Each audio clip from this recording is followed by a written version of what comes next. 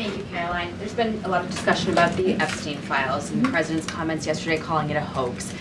Can you clarify which part of the Epstein hoax is the hoax part?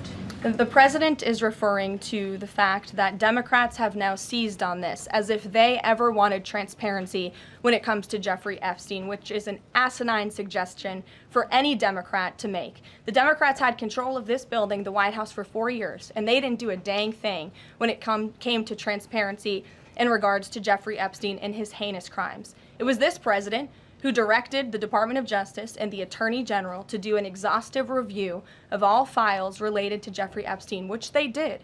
The Attorney General and the FBI, led by Pam Bondi, Dan Bongino, Kash Patel, these are great patriots, some of the most trusted voices in the Republican Party movement. It's part of the reason the president appointed them to these high law enforcement positions, and they spent many months going through all of the files related to Jeffrey Epstein, and they concluded what they found in that memo, which they drafted and they released. And so the president has been transparent. He has followed through on his promises to the American people, but he doesn't like to see Democrats and the mainstream media covering this like it's the biggest story that the American people care about. What is stopping the administration from just redacting any sensitive information, grand jury information, and putting out what is appropriate so that the American people can decide and then let this story die? Well, in terms of redactions or grand jury seals, those are questions for the Department of Justice. Those are also questions for the judges who have that information under a seal. And that would have to be requested, and a judge would have to approve it. That's out of the president's control.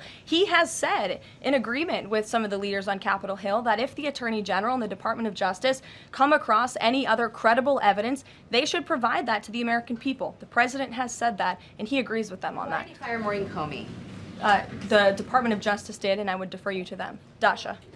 Has the White House been directly in touch with some of the MAGA influencers that are still not satisfied with the administration's handling? And has the message to them been similar to what the president has said, which is sort of either let this go or we don't need your support? Well, look, the president and this team are always in contact with the president's supporters, with voices of many kinds on both sides of the aisle. I think that's part of the reason this president is a great president, because he's willing to listen and hear other people's perspectives. But ultimately, he has led this country, not just over the past 6 months to historic success, but also through his first 4 years as president. And as the leader and the creator of the MAGA movement, he has led through these perilous times for our country based on instinct and in the best interest of the country. And as I always say, the American people should trust in President Trump. The president said that he floated the idea of a special prosecutor in the Epstein case.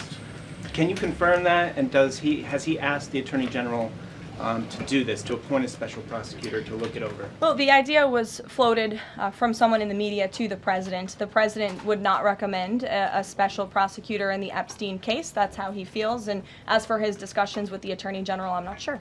Deanna. Caroline. Thank you so much. Do you know what the president's reaction was to Mike Johnson saying that he wants additional files released, the Epstein files? Was there a conversation with Mike Johnson about that following his comments? I won't discuss the president's private conversations with the Speaker of the House, but as I answered to Jackie's question earlier, the president has said if the Attorney General and the Department of Justice and the FBI have any more credible evidence in regards to Jeffrey Epstein's crimes, they should put that forward. He has called on them to do that.